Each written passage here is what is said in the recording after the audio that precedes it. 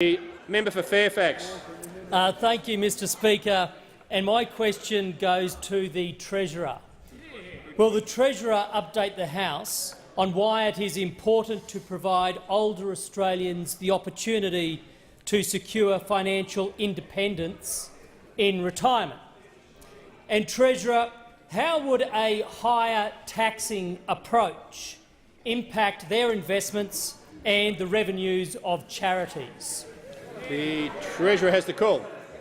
Speaker, and I thank the member for Fairfax for his question. I want to congratulate him for the excellent work that he's done on the parliamentary inquiry that's looking at franking credits, Mr Speaker, because together with the member for Goldstein and the member for Reid, the member for McKellar, the member for Brisbane and the member for Hughes, they have given an opportunity for more than 1 million Australians who are going to be hit by Labor's retiree tax to be heard, Mr Speaker. And today in Parliament House there was a forum on Labor's retirees tax, organised by the Alliance for a Fairer Retirement, with representatives of National Seniors, COSBOA and others, Mr Speaker.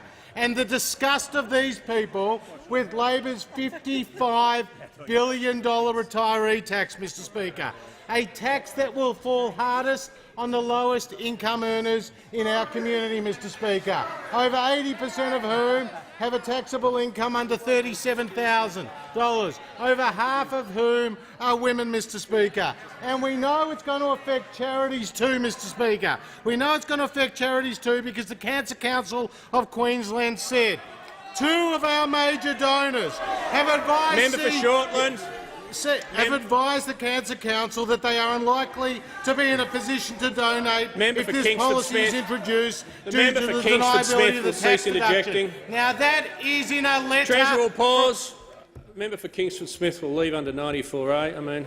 I ask you to cease interjecting. You look at me and keep interjecting. I don't know what you expect me to do.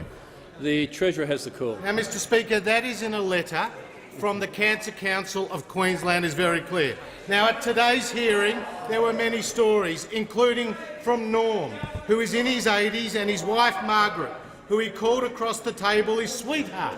And he told the forum that they have contributed all their lives to the community, paying their tax and saving for the retirement.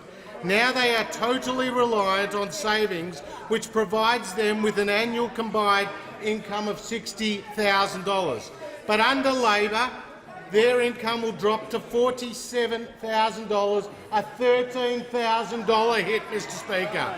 We will survive, Norm said, but the thing that incenses me is what is happening and how it is happening. Now, Mr Speaker, there's only one side of this Parliament. There is only one side of politics, the Liberal and National parties in government under this Prime Minister, that are standing with retirees, Mr Speaker, that won't tax them into oblivion, that won't break a 20-year consensus on franking credits, that ensures that they can continue with their quality of life.